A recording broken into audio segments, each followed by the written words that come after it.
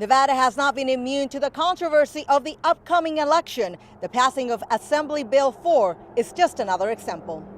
Mail-in ballots for active voters is what AB4 will try to ensure for the upcoming November general election.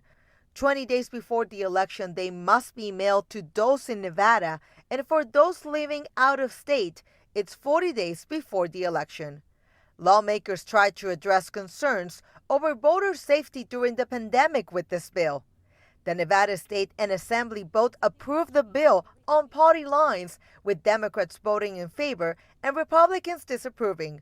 It now goes to Governor Steve Sisolak's desk. Keep in mind, we did this for the primary, and we had not one single report of fraud.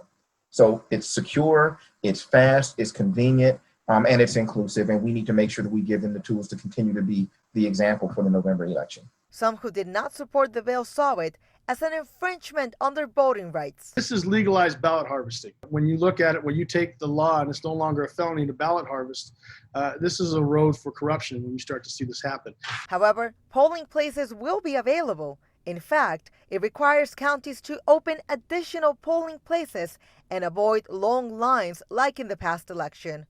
35 polling places for early voting and 100 for Election Day just in Clark County. It also allocates $3 million in funds for the November election coming out of the CARES Act. Well, voting is a right. And so I think that we have an obligation as policymakers to make sure that that right is protected. And so if you choose to early vote, you can early vote. If you want to vote in person, then vote in person. No one is taking away that right. Nevada Republican Party leaders see it differently. I like to vote in person.